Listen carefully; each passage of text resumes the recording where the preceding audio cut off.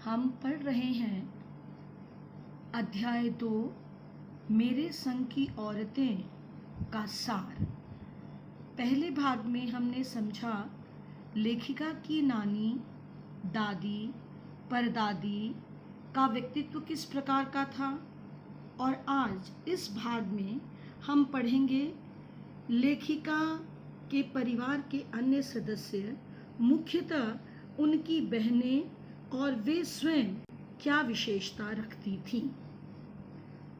लेखिका और उसकी 4 बहनें लड़कियां होते हुए भी कभी हीन भावना से ग्रस्त नहीं हुई और सदा लीक पर चलने से इनकार करती रहीं।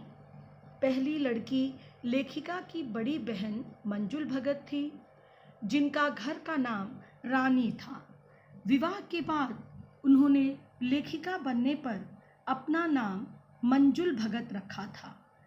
लेखिका का घर का नाम उमा था, परंतु साहित्य जगत में मृदुला गर्ग हुआ। लेखिका से छोटी लड़की के घर का नाम गौरी और बाहर का चित्रा है, पर वह लिखती नहीं थी। चौथी रेणु और 5वीं अचला थी। 5 बहनों के बाद एक भाई हुआ राजीव, जो कि एक लेखक बना। गौरी और रेणु लिखती नहीं थी। अचला अंग्रेजी में लिखती थी और लेखिका की बहन मंजुल, लेखिका स्वयं तथा उनका भाई राजीव हिंदी में लिखते थे। इन चारों भाई बहनों का लिखा परिवार में सभी पढ़ते हैं, परंतु लेखिका को उनकी ससुराल में कोई नहीं पढ़ता। इससे वो प्रसन्न है कि घर में कोई आलोचना तो नहीं करेगा। लेखिका की बहन रेणु अपनी ही तरह की एक विशेष खिसकी हुई लड़की थी। वह कार में बैठना सामंतशाही का प्रतीक मानकर गर्मी की भरी दोपहरिया में भी बस अड्डे से घर पैदल ही आती थी, जबकि अचला गाड़ी में बैठकर आती थी। रेणु ने बचपन में एक बार जनरल थिमैया से चुनौती दिए जाने के कारण पत्र लिखकर उनका चित्र तक मंगवा लिया था। उसे परीक्षा देना पसंद नहीं था। स्कूली कक्षाएं तो पास कर ली, परंतु बीए की परीक्षा न देने के लिए अड़ गई। उसका मानना था कि बीए करने से क्या लाभ, नौकरी और समाज में सम्मान पाने आदि के तर्क भी बीए करने के लिए जब प्रभावित न कर सके, तो पिताजी ने अपने पिता होने और आदेश देने के अधिकार का प्रयोग कर उसे बीए की परीक्षा के लिए तैयार किया। वह सच बोलने में माँ से भी आगे थी। किसी से भेंट नहीं लेती थी। इत्र भेंट करने पर कहती है कि रोज वो नहाती है, उसे इत्र की आवश्यकता नहीं। और लेखिका की 3 नंबर की बहन चित्रा, जो कॉलेज में पढ़ती है, उसे स्वयं ना पढ़ दूसरों को पढ़ाने में ज़्यादा मज़ा आता है। उसने अपने विवाह का निर्णय स्वयं लिया, स्वयं ही लड़के को पसंद किया और बिना उसकी पसंद जाने अपनी पसंद उस पर थोप कर उसी से विवाह किया।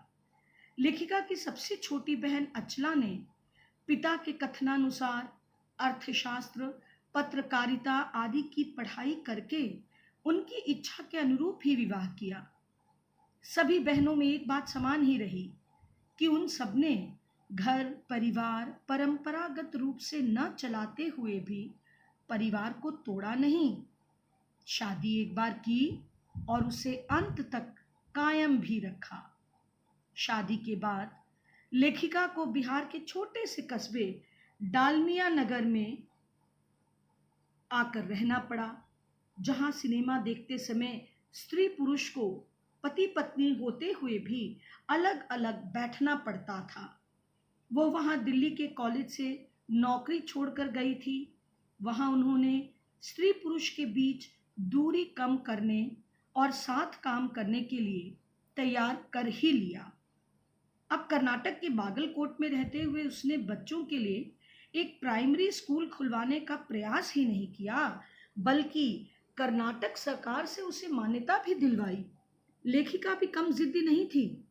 अपने लेखन कार्य को भी उसने अपनी जिद से ही आगे तक चलाया, लेकिन वह अपनी छोटी बहन रेणु के बराबर जिद्दी नहीं थी। उदाहरण स्वरूप 1950 के आखिरी दिनों में दिल्ली में जब खूब वर्षा हुई, यातायात भी ठप पड़ गया, रेणु को लेने बस नहीं आई। सबने उसे समझाया कि स्कूल बंद होगा, मत जाओ। स्कूल में और घर में भी फोन तो था, पर वर्षा के कारण वो ठप पड़ा हुआ था।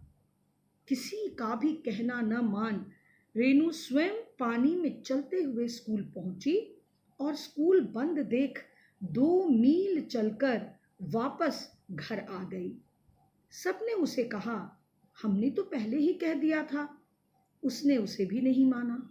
लेखिका को लगा कि रेणु का इस प्रकार पानी में लब लब करते करते सुनसान शहर में निपट अकेले अपनी ही धुन में मंजिल की तरफ चलते जो चले जाना उसका था, वह कितना आनंदप्रद था, कितना रोमांचक था। इस अकेलेपन का मजा ही कुछ और था। ये रेणु ने सिद्ध कर दिया था। तो बच्चों, ये अध्याय इसके साथ ही यहाँ समाप्त होता है। अगले वीडियो में अगले अध्याय के साथ मैं फिर मिलूंगी। तब तक के लिए धन्यवाद।